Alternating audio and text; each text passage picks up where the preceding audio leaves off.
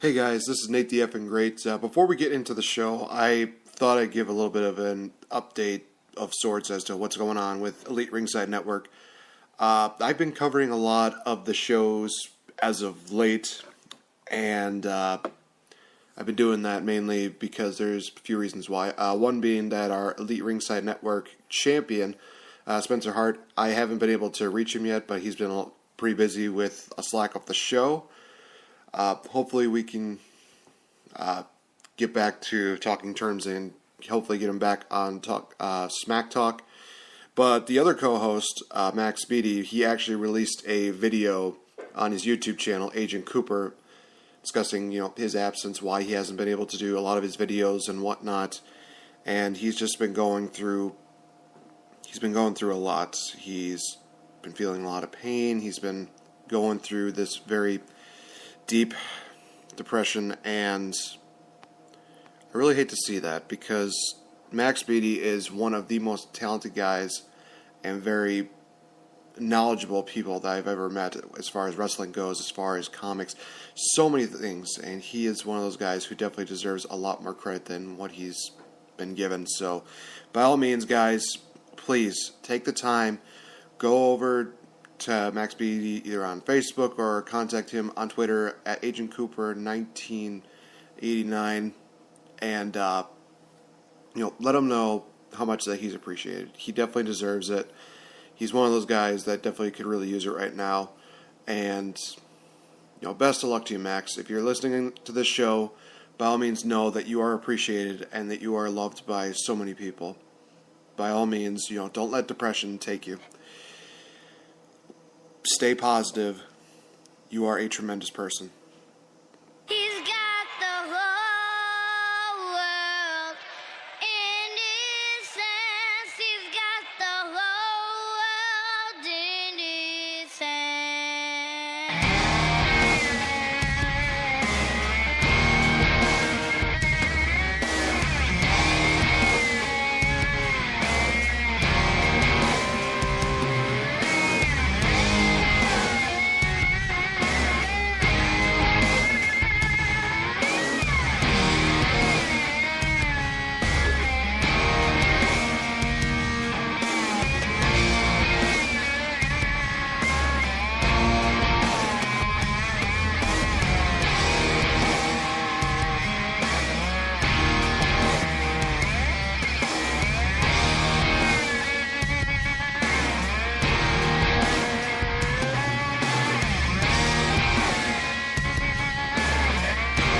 What is going on, guys? This is indeed Wrestle Wednesdays here for the Elite Ringside Network. I am Nate the Effing Great. So much to talk about here, you guys. I'm going to be covering SmackDown Live as well as NXT and Lucha Underground. Just finished both watching NXT and Lucha Underground, and it's, again, one of the most, mind-boggling and also crazy things that I could ever do. But it was well worth it because both of these events were amazing. They are going to be can't miss, talked about shows. But you know what? Let's just get right into it. We're first going to start with SmackDown Live, and this was basically the show where hopefully we would see the women's landscape change up so much on SmackDown Live. We kicked off with Daniel Bryan in the ring talking about the Women's Championship matchup in which we see Lana taking on Naomi, as well as the second ever Women's Money in the Bank matchup, which brings out James Ellsworth and Carmella. Carmellsworth, one of the worst shipped names I will ever hear. God help me, was it just... But I'm totally fine. I'm fine. I'm cool. I'm totally fine. So with this interesting turn of events, we see Carmella basically talk down to Daniel Bryan, basically saying that there's never been anybody who's been stripped of their Money in the Bank briefcase, whether it be Seth Rollins, Sheamus, etc., and so forth. And Daniel Bryan says, you know what, you're right. I mean, it was a no disqualification match, and, nobody's ever been stripped of it. But at the same time, nobody had ever won the Money in the Bank for them, which of course brings out James Ellsworth, and he's just saying, you're nothing more than a gutless coward who can't even wrestle anymore because of a quote-unquote, made-up injury. The stare down between James Ellsworth and Daniel Bryan was intense. And honestly, you guys, if there was a reason to bring Daniel Bryan back for one more match, I would love to see him take on James Ellsworth, just hit him with the knee, lock him in the S-lock, boom, done, like maybe a matter of seconds. I know a lot of people would much rather see, The Miz versus Daniel Bryan back when Miz was on SmackDown Live, but honestly, this would be one of the safest bets that you could do. Have Daniel Bryan just beat the living hell out of James Ellsworth and have, that feel-good moment for the fans, mainly. I know Daniel Bryan would like to do more, but at the same time, I think he would still appreciate this regardless. But getting back to what happened here, Daniel Bryan basically pulled a corporate Kane deal where he just gives him that dirty look in the eye, and then he just kind of laughs it off and just says, James, I could fire you right now, but I'm not going to. I know that I said that you were banned from ringside, but instead you're banned from the arena. And in probably one of the funniest segments of SmackDown Live, we saw James Ellsworth just basically looking like one of those classic cartoon deals, or one of those videos. I'm trying to remember exactly what it was.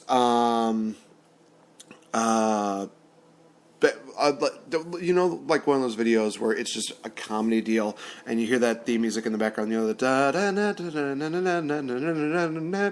I felt like this was one of those moments where that should have just happened, because James Ellsworth, of course, looking like a silly goof, gets thrown out of the arena, and we get into our first matchup, which was the Hype Bros versus the Usos. Oh boy, this is where things start turning ugly for me, because the Hype Bros were coming back, and they were promised an opportunity if they beat the Usos.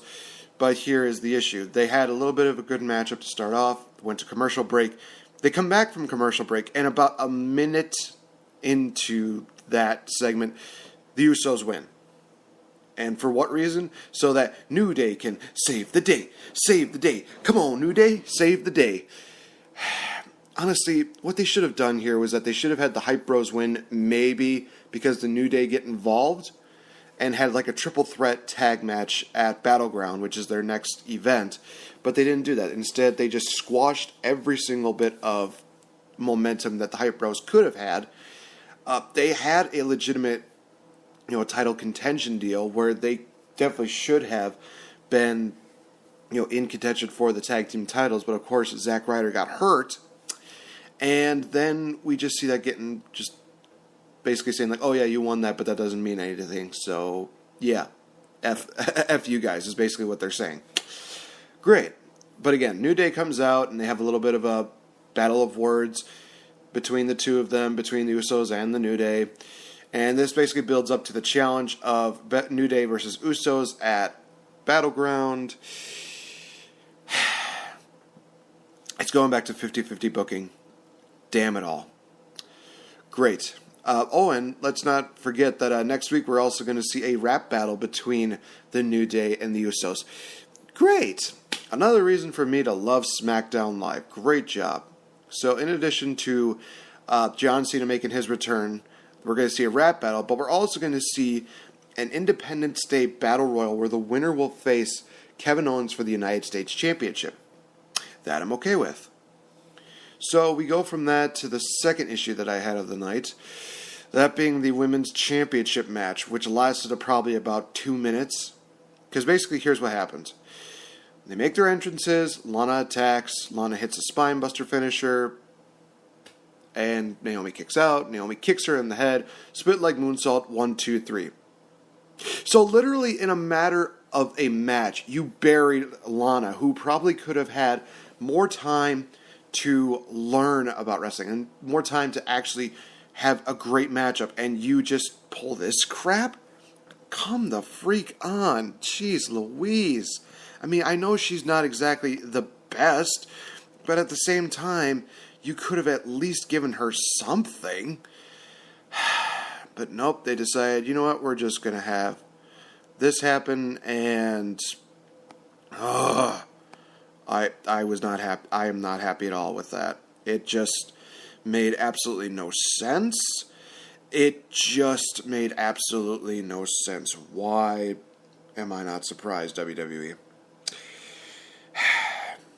Okay, well, let's get into a comedy deal. So we see the Fashion Vice have a segment where they basically have a comedy deal and they're doing like a good cop, bad cop deal with the Ascension as to why they destroyed their office space. Fandango was trying to be the good cop and, saying like, hey, I believe you guys were friends. And hey, whoever admits that they did wrong, they'll get 2 tickets to the Eddie Money concert. And then Victor was about to grab the ticket and Connor just said something like, oh, we only listen to heavy metal now. Oh, right. And just when we thought Tyler Breeze was going to be the bad cop, he turns into a good cop too, where he just gives out poorly fresh lemonade, some treats, and it's just a funny segment. Definitely worth watching. Basically, it ends with Fandango and Tyler Breeze going back to their office, finding it got trashed again, and they let Ascension off the hook. But the Ascension also, they grabbed the Eddie Money concert tickets, which I thought was just absolutely funny.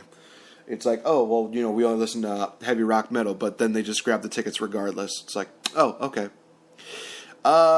Didn't really get a chance to watch this matchup, but I basically know more than likely what happened, and that was Sami Zayn versus Baron Corbin. Corbin picked up the victory, more than likely because Sami Zayn interrupted Mike and Maria Kanellis. I'm so used to saying Mike Bennett. Jeez Louise, TNA. But, yeah, they were out about to promote Love, and next thing you know, Sami Zayn just comes out, interrupts them, and, of course, Mike's just like, oh, well, okay then, and Maria's, of course, just yelling like it's the end of the world. Really great to see Maria back in WWE, especially with this new persona. But yeah, Baron Corbin picks up the victory over Sami Zayn, more than likely because Mike Bennett got involved. Yeah, that's a sloppy way to start a feud, basically. But let's go on to the Women's Money in the Bank ladder match. Oh boy, howdy was this. This was honestly better than the matchup at the actual Money in the Bank event, in my opinion. A lot of great spots. Charlotte looked strong. Natalya looked amazing. Carmella even looked great. Becky Lynch with so many Beck-sploder suplexes. The ladders I felt were a lot more utilized than before, which is great to see.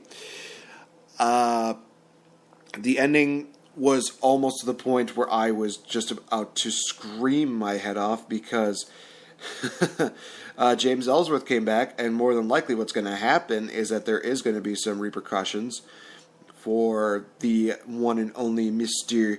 James Ellsworth. But, yeah, this is going to be one of those situations that I'm very looking forward to seeing what happens. James Ellsworth looks like he was going to win the match for Carmella. Again, Becky Lynch gets involved, throws James Worth out, and just racks him on the ropes, which was awesome. And then it just ends with Carmella working on Becky Lynch's leg. Becky could not climb to the top of the ladder, but Carmella climbs to the top and retrieves the briefcase, again becoming Miss Money in the Bank, or Mrs. Money in the Bank. Why couldn't they have just done that at the event? Because that would have been so much better. But unfortunately, I can understand why they did that, because they wanted to promote ratings and they wanted to find a way to make people watch SmackDown Live. So, in all reality, I can understand that. As far as who I think did better, SmackDown Live was good, but Monday Night Raw definitely gets the win this week. I felt like a lot of the storylines were better developed on Monday Night Raw. I felt like the matches were better. Not so much. I didn't see that much in the way of like shenanigans or just stupid storylines. The only thing, like I said, I complained about Monday Night Raw was the whole Miz TV Balls segment. Oh God, help me, that was just sad. But you know what? This is a great week for the women's division, and we transition from SmackDown Live to, oh boy, howdy, NXT. This is how you put on a great NXT show, in which, you know what, we got so much that we got to talk about for NXT. First matchup on the card was the Velvet Dream defeating Ho Ho Loon. I do not get the Velvet Dream. It's some kind of homoerotic gimmick that just seems like it's getting over, but I just don't understand it. I'm not too much of a big fan of it, not because of the homosexual nature of it, but it's more because I just think it's so very overdone. I think this is just one of those things where it was like Orlando Jordan in TNA, where it's something different, but it also kind of makes you look at it like, oh boy, that's uncomfortable, because of course people are going to always say that professional wrestling is gay because guys are grabbing each other, but when you actually go out there and you have somebody of that nature going out there, and I know they're probably trying to expand their reach out to the the community, especially with all the pride stuff that's going on. It's just one of those things where it just seems weird to me. It's one of those things that I'm not exactly fully on board with, but I'm not going to say that I hate the character entirely. No, I just don't get it really. So yeah, that's my thoughts on it.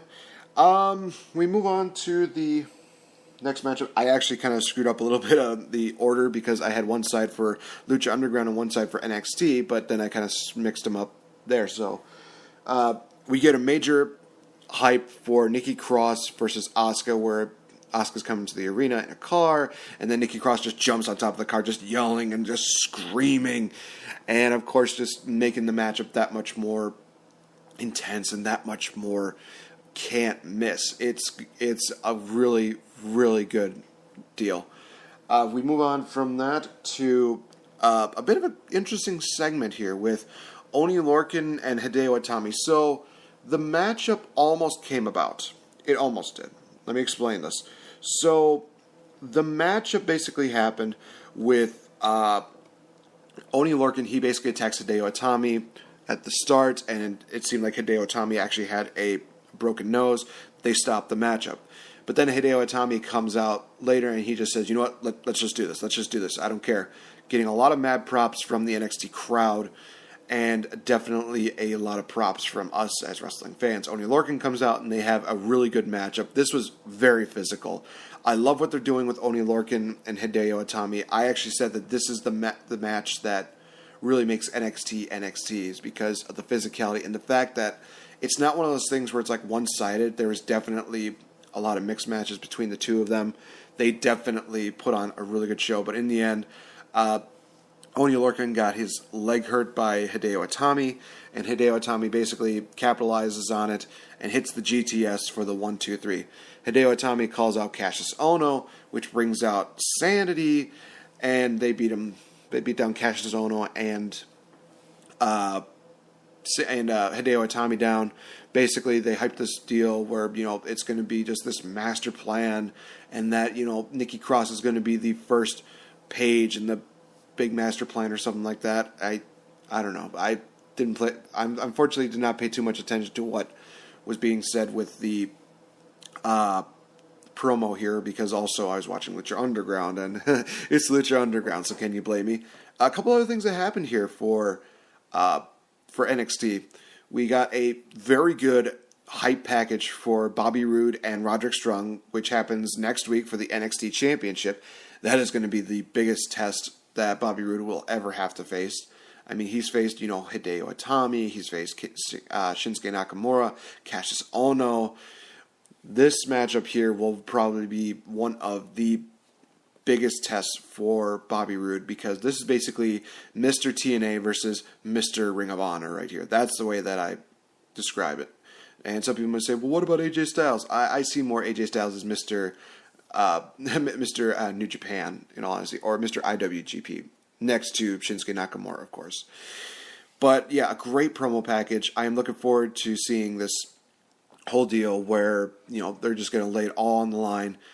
Definitely telling a lot of Roderick Strong's background, what he's had to go through, his life, his great recent life events where talking about his fiance and his newborn child. It was great. And the brawl between Bobby Roode and Roderick Strong, oh my God, was that insane.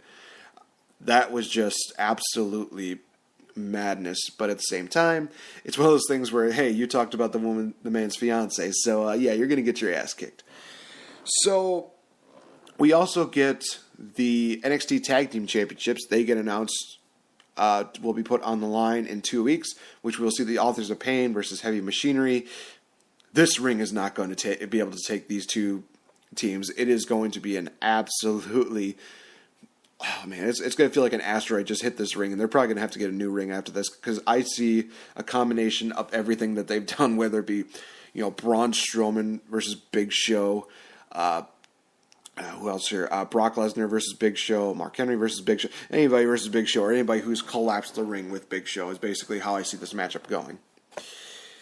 It's going to be insane. I'm trying to think if there was anything else here for NXT. Other than the NXT Women's Championship last women's standing matchup, which was absolutely physical, these women just put their bodies on the line. Nikki Cross definitely took a lot of beatings. I mean, chairs were being used, trash cans. They used tables. They used ladders. They dove off the stage. And it all ended with Asuka doing a superplex to Nikki Cross on the announce table for the victory. And honestly, it did look like it was going to go into a double count-out finish, or, a no contest deal. But at the last possible second, Asuka was able to get up. So this is basic. For those of you that thought that Bayley was going to be Super Cena, Asuka is Super Cena, but with so much more talent. Holy cow, is this matchup really good. Asuka defeating probably her greatest challenger to date. And this is just going to confirm the theory that a lot of people have, that we're going to see Asuka versus Ember Moon at the NXT TakeOver show in Brooklyn at SummerSlam. More than likely, we're going to see Ember Moon get the title then. That's just my theory about it, and I think that's what's going to happen. Okay, so we move from NXT to Lucha Underground, which, again, they found a way to just keep my focus majorly entirely on them. They continued the Cueto Cup, where they've already gone halfway through the event.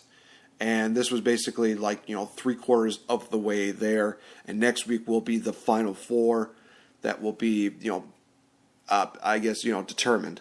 So we kicked off with Veneno versus Mil Muertes, in which Mil Muertes just kills him. It's not even one of those things where it's like, oh, well then, it's not one of those things where it's like, oh, so Veneno probably got some offense. No. Mil Muertes, again, just kills Veneno, not even giving him any kind of advantage. We go to the next matchup, in which we see Paul London take on Vibora with Cobra Moon at ringside. This was actually a very surprising matchup, because I basically describe Vibora as the Lucha Undertaker, because he is just a tall dude. I would say probably almost like 7 foot. I want to say 7'3", maybe. This guy is huge, and he is just jacked to the. Oh my gosh, it is just absolutely amazing. Paul London definitely held his own here. He definitely did a lot of high flying moves. Vibora definitely had a lot of great, offense. But in the end, this is where it kind of surprised me. Vibora was on the outside with Paul London. Paul London gets in the ring. Vibora's just about to get into the ring when one of the members of the Rabbit Tribe actually grab onto Vibora's leg, and he cannot make it back in for the count of 10. Paul London advances via countout. Very surprised to see that, in all honesty. I was not expecting that to happen. I honestly thought Vibora was going to basically, of course, just be a part of that basic deal where it's like, the Reptile Tribe or the Snake Tribe just basically come in and they almost seemingly dominate. But it seems like they're really giving like a fair advantage to everybody. I mean, we've got one member of the Reptile Tribe. We see Taya defeat Joey Ryan in a very interesting matchup, to say the least. So we see a member of, a Worldwide Underground is involved. We see now Paul London getting the victory, so the Rabbit Tribe is getting a bit of a interesting presence in this match, in this event. So, oh geez, this tournament here, the Cueto Cup, is something to behold. It is something absolutely amazing. You cannot miss that much more of it. It's going to be hard for me to watch the rest of the Cueto Cup as well as watch Bobby Roode versus Roderick Strong next week, because it's going to be absolutely insane. Jeremiah Crane attacked Mil Muertes during this episode of Lucha Underground. Definitely building up some kind of love triangle between Jeremiah Crane, Mil Muertes, and Katrina. I am very interested in seeing where this goes. It's going to be absolutely, again, can't miss. Jeremiah Crane also took on Killshot, which we'll get into in just a minute, because holy cow, was this matchup good. But one thing that Lucha Underground definitely did a fantastic job of was the build-up package between Johnny Mundo and Rey Mysterio. This was really very well done. They had Chavo Guerrero, Cage, and Prince Puma basically talking about this event, their thoughts, what are the greatest strengths and weaknesses of both Mysterio and Johnny Mundo, and just absolutely creating something very well done. A lot of people, I think, that were saying, maybe Rey Mysterio. I think Cage actually said Johnny Mundo. And I think that Prince Puma had kind of a divided answer where it's like, Johnny Mundo is good, but Rey Mysterio doesn't know how to lose, basically. So they're definitely building up Rey Mysterio versus Johnny Mundo very well. I am very impressed by Lucha Underground with this build-up package. I think that this package was actually better done than Roderick Strong versus Bobby Roode. No disrespect to NXT and to Bobby Roode and Strong, but this is a matchup that a lot of people are definitely going to be talking about. Johnny Mundo versus Rey Mysterio is going to be a can't-miss event, and it's going to be a can't-miss matchup. I am going to be very interested in seeing how that goes. I forgot to mute that deal. All right, so we move on to what was honestly the match of the night. I'm sorry, Asuka and Nikki. You guys put on a really good matchup, and this is one of the first few times that you've actually seen the women's division main event 3 different shows. They main evented Monday Night Raw with the Gauntlet match. They main evented SmackDown with the Women's Money in the Bank match. And then they main evented NXT with the Women's Last Man Standing match. This matchup here between Killshot and Jeremiah Crane was absolutely insane. There were spots upon spots. It was fast-paced. It was very well done. Jeremiah Crane and Killshot are definitely one of those unexpected duos that you didn't think were actually going to be really good in the ring, but they did an absolutely phenomenal job. I mean, the fans were definitely into this. They were saying, this is awesome, and they did Fight Forever chants, and they said, both of these guys. It was absolutely amazing, and there was no way that you could say that this matchup was going to be one of those matches in which you see... It's just one of those matches that you look at and see that, no matter who wins, the fans are going to win every single time. So the matchup ended with Dante Fox getting involved and basically calling out Killshot, which also caused Jeremiah Crane to counter Killshot and hit the double underhook pile driver for the 1-2-3. So we are definitely going to be getting Jeremiah Crane versus Mil Muertes in the near future. I can feel it. I know it's going to happen. It is going to happen, and it is going to be a physical matchup. I believe that, compared to the matches that they've had in the past, it is going to be a match that they definitely will not hesitate to just lay everything on the line. So definitely, if I could recommend anything that you can watch out for, definitely watch out for Mil Muertes versus Jeremiah Crane, because when that matchup happens, it is going to be intense, it is going to be brutal, it is going to be physical. So that is going to wrap it up for Wrestle Wednesdays. I feel like I've discussed so much more than I really should have when it comes to wrestling. They've created this is a great week for wrestling fans. I mean, Monday Night Raw was good. SmackDown had the women's Money in the Bank ladder match, which was great. NXT was actually really well done.